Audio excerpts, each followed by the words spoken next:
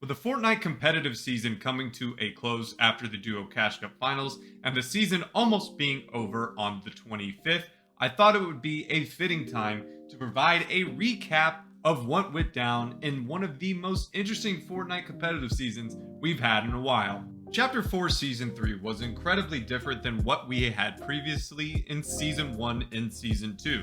Those metas featured different movement items that allowed you to pretty much move across the map at your own pace whenever you wanted.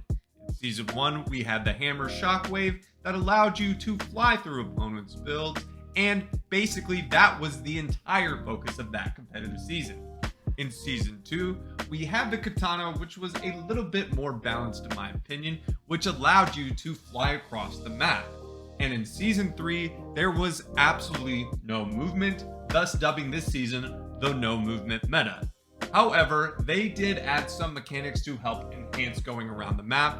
They added a new healing item called the Slap Splash, which essentially is a chili chug that got nerfed in terms of healing damage because of Chapter 4 Seasons 2 heal off meta with pizza, slurps, floppers, and chug splashes. Fortnite definitely did want to get away from that after changing the zones last season. Fortunately, this no movement meta was actually applauded by a lot of the top players, rewarding its skill for positioning and ability to rotate. However, there were still some pitfalls with this season. Because there is no movement, a lot of the zones are RNG, and some teams simply just got blessed this season. In terms of the weapon balance, this season did provide a very strong shotgun meta, which we have been used to getting in all of Chapter 4 thus far. The drum shotgun made a return, and the lever shotgun and the spaz also all made returns. The spaz got a heavy nerf and still was not able to complete with the Havoc. However, the community seemed not to mind because the Havoc shotgun is pretty enjoyable and the drum shotgun was not strong enough to be annoying. Now let's get into a little bit talking about ranked mode. Ranked mode reset, however, ranked mode was still as awful as anyone could possibly imagine. Fortnite did not have Siphon in this mode, and the mode featured a lot of the things that are in pubs, such as vehicles, NPCs, raptors, and towards the end, there was this mythic ball that essentially did maximum damage and could go through any build, which made ranked almost unplayable and still awful. Another problem with ranked mode is that now there is no scrims that are like tournaments, and thus the practice for all regions was way down, and it makes the game a whole lot worse when the top teams are unable to practice against each other. There were some balancing issues towards the end when Fortnite added the Mammoth Pistol, which is the strongest pistol we've ever seen in competitive. A gold one maximized out with an augment would result in a 198 damage headshot with no damage fall off, and it made FNCS Qualifier 3 an absolute nightmare, but I will get more into the tournaments a little bit later. They also added a new spawn island, which allowed you to get a whopping 15 points in tournaments, and vaults, which also gave 3 points, which was a new aspect of competitive Fortnite which we haven't seen, called objective points.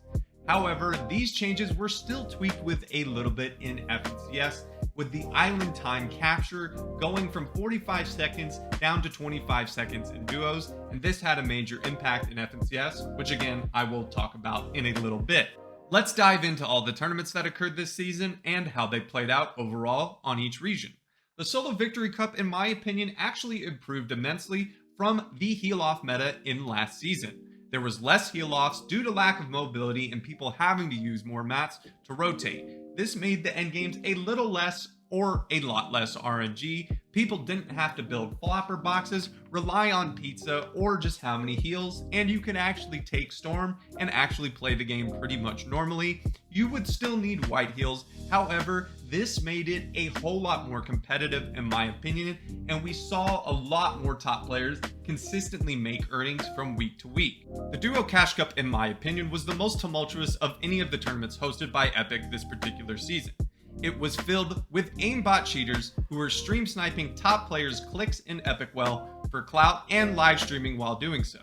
It got so bad and so consistent that Clix decided to go off stream, and Epic Games actually had to take some action against some of these cheaters.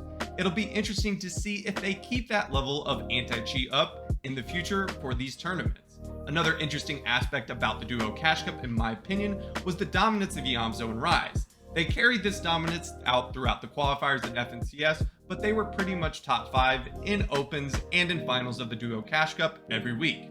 In EU, it was pretty much a different team every week, and that fit the theme of all tournaments in EU overall. FNCS Major 3 was very enjoyable from a viewer standpoint, but in my opinion, it probably was not the most fun to play.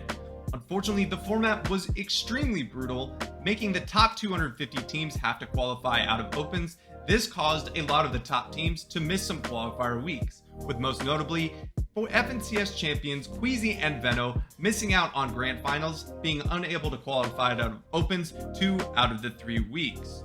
The qualifiers did have some changes in the middle of it, which I've already alluded to. The island time got reduced, which essentially nerfed Bucky and Ocus and grand finals, and the Mammoth Pistol was running rampant, wreaking havoc in FNCS Qualifier 3. A lot of the teams in EU were consistently in the top 5, were Cammy and Seti and Vico and Pink, and they also had good placements in the grand finals. For the grand finals, Agers and Kanata netted their first ever FNCS champion as a duo, despite Kanata making pretty much every FNCS that ever has been held in competitive Fortnite. And on EU, we saw Swizzy become the second ever multi-regional FNCS champion, and Patrick get his first ever FNCS championship. Most of the top teams in EU did not do as well, with Cammy and Seti being the only one in the top 5. Tayson and Mustache and Thomas HD and Malibuca were outside of the top 10 for the first time this entire chapter.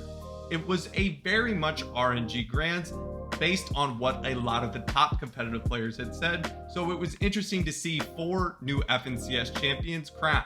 The Last Chance Major from a viewer standpoint was the most entertaining tournament in my opinion of the entire season. With so much on the line, it was an absolute pleasure to watch teams try to do their absolute best to get into the Copenhagen land. And the changes that were made to the Mammoth Pistol also made it a lot better than what it was in the FNCS Qualifier 3. Teams also had time to adapt to the fact that the island time changed from 45 seconds to 25 seconds if 2 people were capturing it, so there seemed to be a lot more competitiveness. In NA Central, we got to see the most dominant performance of any team in Peterbot and Byla on NA Central thus far.